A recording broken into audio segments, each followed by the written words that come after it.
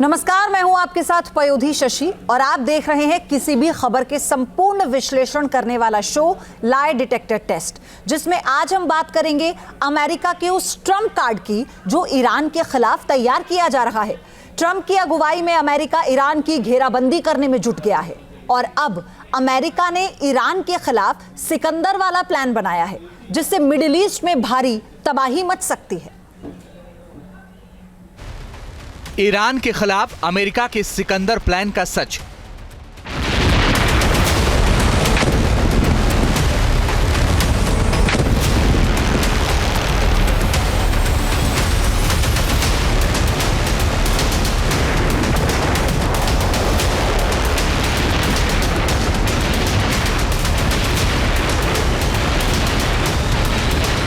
Middle east में Iran के तीनों मोहरे लगातार पिट रहे हैं।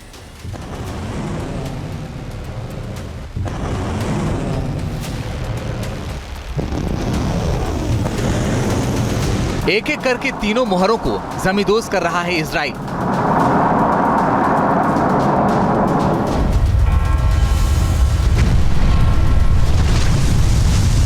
गाजा को इजराइल ने खंडहर में तब्दील कर दिया।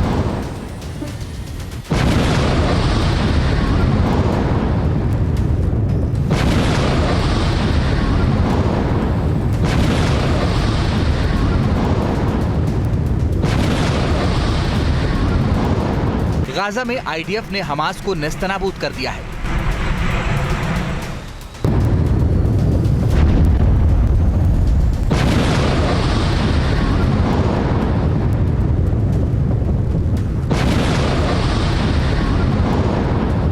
लेबनान में हिजबुल्लाह के आतंकी ठिकाने एक एक करके तबाह हो रहे हैं।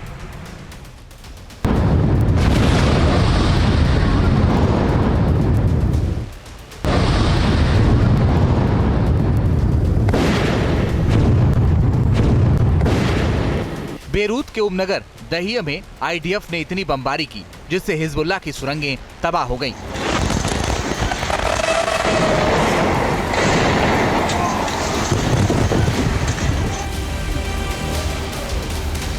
सीरिया में भी ईरान के पिट्ठुओं पर आईडीएफ लगातार अटैक कर रहा है।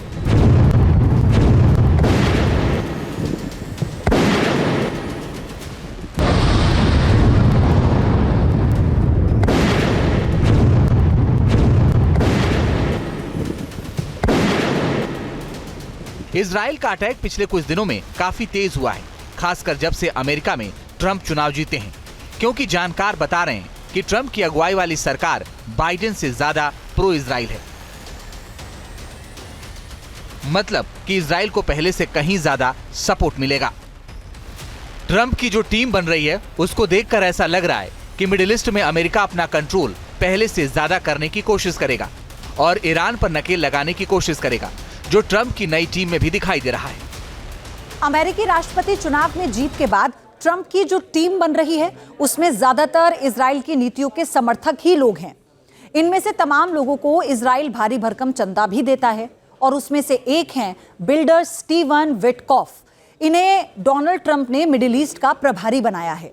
विटकॉफ यहूदी समुदाय से आते हैं। उन्होंने चुनाव में व्यापारिक यहूदी समुदाय को ट्रंप के पक्ष में इकट्ठा किया, तो जाहिर है कि ट्रंप सरकार की नीतियां इजराइल के हित में ही होंगी, जिससे ईरान में टेंशन हाई है। ट्रंप के चुनाव जीतने के बाद ईरान पर अब तक का सबसे बड़ा खतरा मंडराने लगा है। अपने सबसे बड़े दुश्मन को सबक सिखाने के लिए ट्रंप ने खतरनाक प्लान बना लिया है।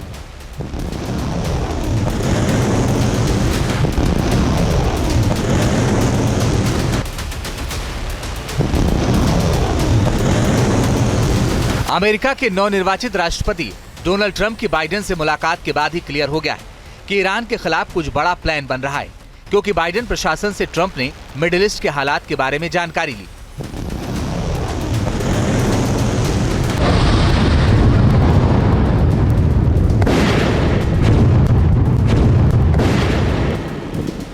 मिडिल ईस्ट में ईरान लगातार अमेरिका की बादशाहत को चुनौती दे रहा है।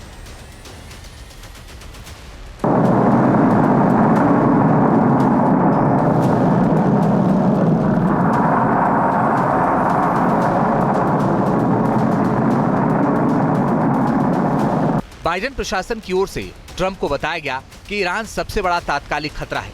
बाइडेन प्रशासन ने मिडिल ईस्ट में ईरान को लेकर आगाह भी किया है।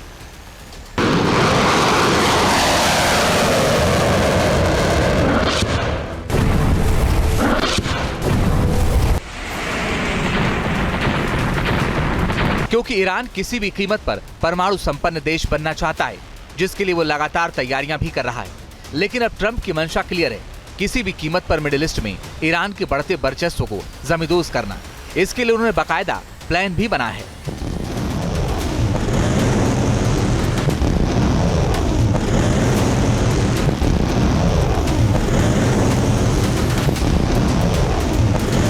ईरान पर दबाव बनाकर ट्रंप अपनी शर्तों के जरिए झुकाना चाहते हैं।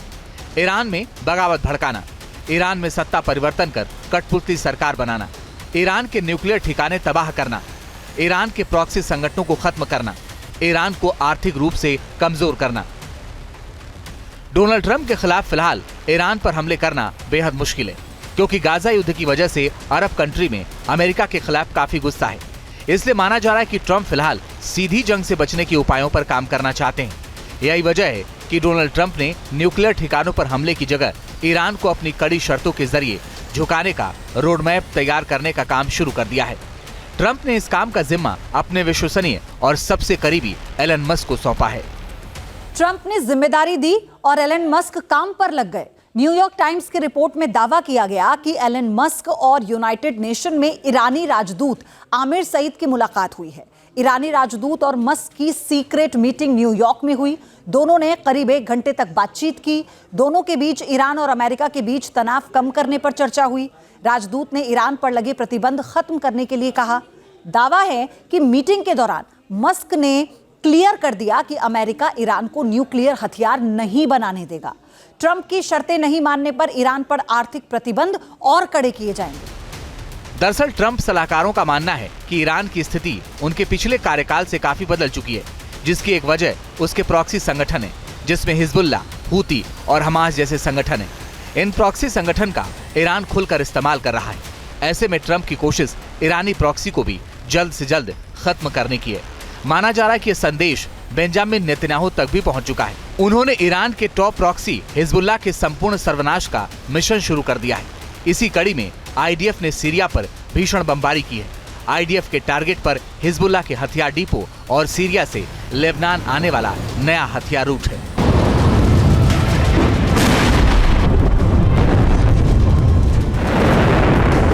अमेरिका का डिफेंस पार्टनर इजराइल लगातार ईरान के मोहरों की कमर तोड़ रहा है।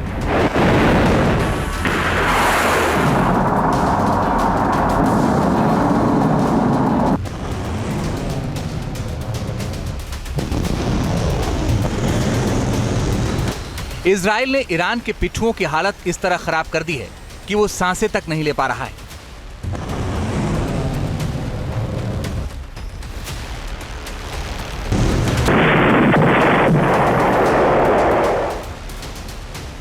और इधर अमेरिका अब आतंक के ऑक्टोपस की लाइफलाइन को काटने पर जुट गया है। अमेरिका के टारगेट पर है ईरान।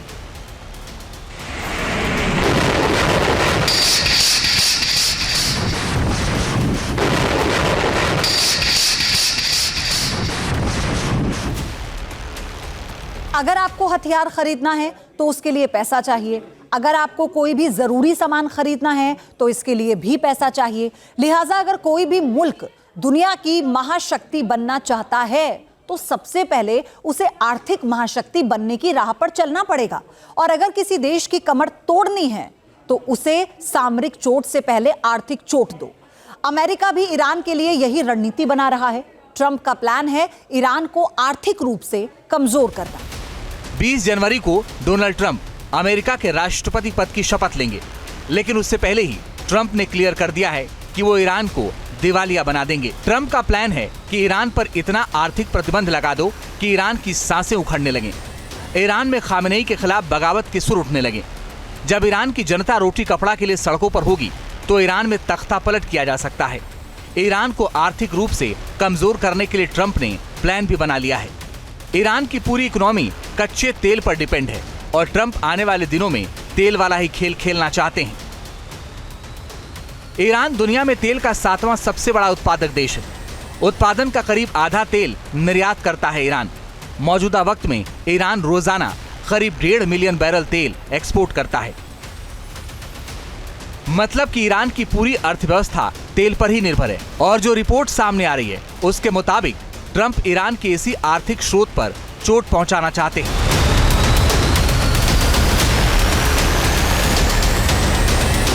अगर ईरान को कमजोर करना है तो सिर्फ स्ट्रैटेजिकली मिलिटरली नहीं करना है, इकोनॉमिकली करना है, क्योंकि ट्रंप अपने आप एक इकोनॉमिक बैकग्राउंड से आते हैं, बिजनेसमैन हैं। वो समझते हैं कि एक कंट्री, एक ऑर्गेनाइजेशन और लोगों के लिए सबसे बड़ी बात होती है इकोनॉमी, पैसा। वो चाहेंगे कि ईरान पैसों में वीक पड़े, उसका जो ऑयल ट्रेड है किसी तरह वीक पड़े या टेक ओवर किया जाए या जो भी कह लीजिए बर्बाद हो जाए। इकोनॉमिकली अगर ईरान बर्बाद होता है तो ऑब्वियस बात है कि उसका जो टेररिज्म से रिलेटेड ऑर्गेनाइजेशंस का पूरी दुनिया में जो सपोर्ट वो देता है वो रुक जाएगा, कमजोर पड़ जाएगा। अपने पहले कार्यकाल में ट्रंप एक तरफा रूप से ईरान और पश्चिमी शक्तियों के बीच 2015 के परमाणु समझौते से हट गए और बाद में तेहरान पर फिर से प्रतिबंध लगा दिए। उन्होंने ईरानी कमांडर कासिम सुलेमानी की हत्या का भी आदेश दिया। कासिम सुलेमानी ने ईरानी रिवोल्यूशनरी गार्ड कॉर्प्स की विदेशी ऑपरेशन शाखा कुद्स फोर्स का नेतृत्व किया था। ट्रंप ने अपने 2024 के राष्ट्रपति चुनाव अभियान के दौरान कहा कि अमेरिकी राष्ट्रपति जो बाइडेन की तेल निर्यात प्रतिबंधों को सख्ती से लागू करने की नीति ने वॉशिंगटन को कमजोर किया, जिसका फायदा ईरान को हुआ। लेकिन अब ऐसा नहीं होगा, क्योंकि ट्रंप ने प्लान बना लिया है कि ईरान के तेल वाले खेल को ही डिरेल कर दिया जाए। अब सवाल यह है कि ईरान से कौन कौन से देश तेल खरीदते हैं।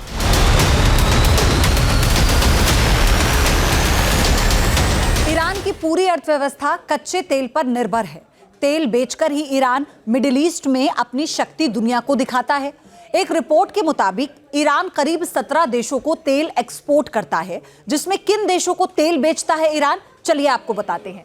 कुल है 17 देश, जिसमें सबसे पहले है चीन। चीन को भी तेल बेचता है, भारत को तेल बेचता है, एक्सपोर्ट करता है, जापान को करता है तेल एक्सपोर्ट, दक्षिण कोरिया को तेल बेचता है, ग्रीस को तेल बेचता है, स्पेन को तेल बेचता है, इटली को तेल बेचता है और यूरोप के कई ऐसे देश हैं जहां पर ये तेल को लेकर अपना व्यापार करता है। ट्रंप के चुनाव जीतने के बाद ईरान भी सजग है। वो जानता है कि ट्रंप सत्ता संभालें उससे पहले ऐसे हालात बना दिए जाएं जिससे बातचीत की टेबल पर बार्गेनिंग पावर कमजोर न हो।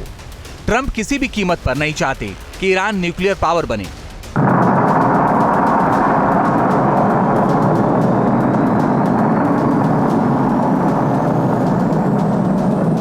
वहीं ईरान की मंशा साफ है कि वो किसी भी कीमत पर परमाणु परीक्षण करे।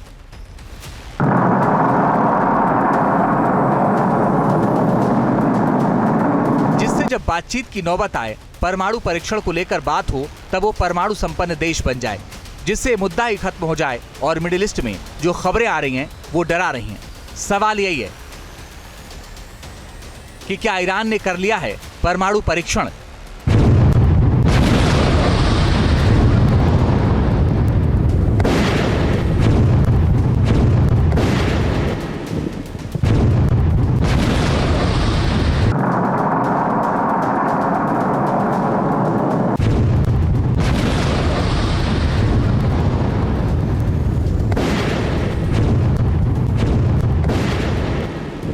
पिछले कई महीने से दावा किया जा रहा है कि ईरान न्यूक्लियर टेस्ट करने के बेहद करीब है। IAEA ने चेतावनी दी है कि ईरान ने अपने संवर्धित यूरेनियम के भंडार को 60% तक बढ़ा चुका है, जो परमाणु हथियार बनाने के लिए जरूरी 90% तक करीब है और वो किसी भी वक्त परमाणु बम बना सकता है। और संभवतः उसने ऐसा कर लिया हो, क्योंकि वो लगातार बैलिस्टिक मिसाइलों को अपग्रेड कर रहा है।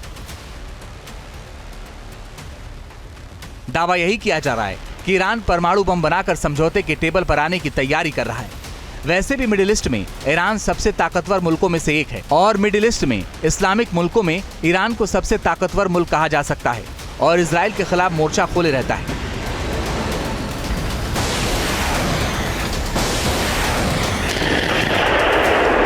अगर परमाणु परीक्षण वाली बात में थोड़ा सा भी दम है तो ईरान की ताकत कई गुना बढ़ गई है, क्योंकि ईरान के जखीरे में पहले से ही विध्वंसक मिसाइलें हैं।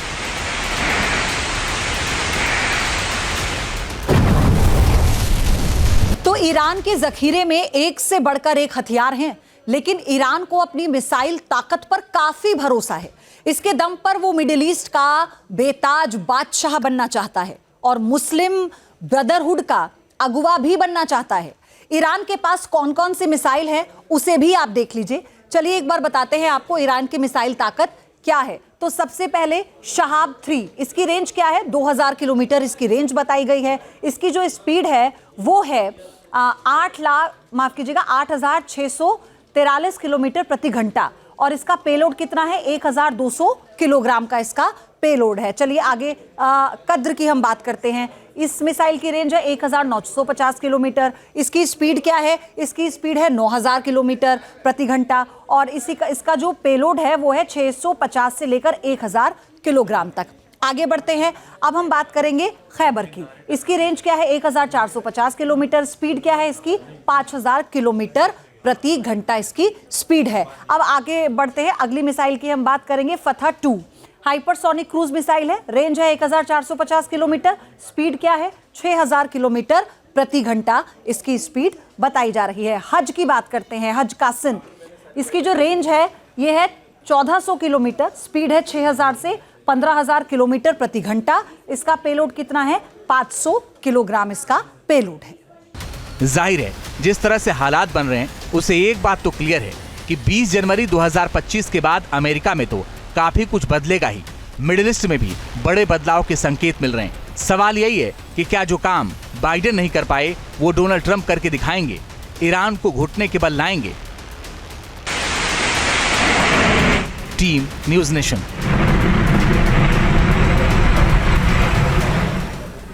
न्यूज़ नेशन अब व्हाट्सएप पर खबरों के ताजा अपडेट के लिए न्यूज़ नेशन के इस QR कोड को स्कैन करें।